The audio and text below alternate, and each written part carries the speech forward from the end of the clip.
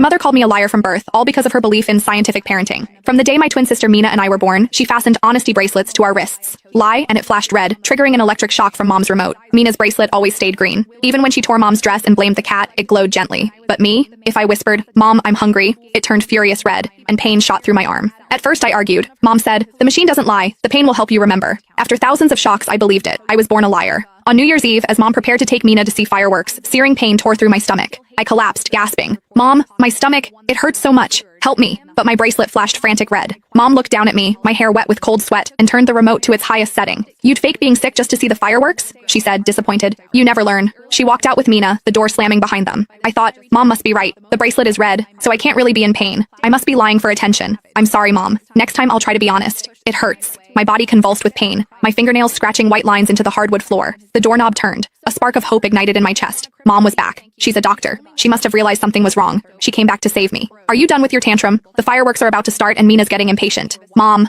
I whispered, my voice barely audible, stretching a trembling hand toward the door. "It really, really hurts. It feels like my insides are tearing apart." She glanced at the frantic red light on my wrist. She knelt, her fingers digging into my chin, forcing my head up. Her voice was laced with fury. "Audrey, when are you going to stop this act? You're pathologically incapable of telling the truth. You can stay in here and think about what you've done," Dad called from the entryway. "Honey, let's go. The show's starting. If Audrey doesn't want to come, she doesn't have to. Should we leave her some dinner?" Mom stood up, brushing her hands together as if she'd touched something filthy. "Leave her dinner? For what? There's a whole stash of junk food in her closet. She bought it with the money she stole last week. She won't starve. Lock the door. She can come out when that bracelet turns green." "But," Dad hesitated. "But what? Spare the rod. Spoil the child. Look at Mina. So honest, her bracelet is always green. Audrey is rotten to the core. She needs to be corrected." But my closet was empty. Mina was the one who took the money. Mina was the one who ate the snacks. She had just stood there, her bracelet glowing a soft, innocent green, and said, "It wasn't me." And Mom believed her. When I tried to say I didn't take it either, the red light flared, and the electricity came. I watched Mom turn to leave. Mina peeked through the crack in the door and made a face at me. "Bye-bye, Audrey. We're off to see the pretty fireworks." Her bracelet, a steady verdant green. It was beautiful. Thump. The door slammed shut. I heard the deadbolt slide into place. The house fell silent. It was just me and the saw blade working its way through my gut. It hurt so much. But Mom was right. The machine doesn't lie. The bracelet is red, so I must be lying.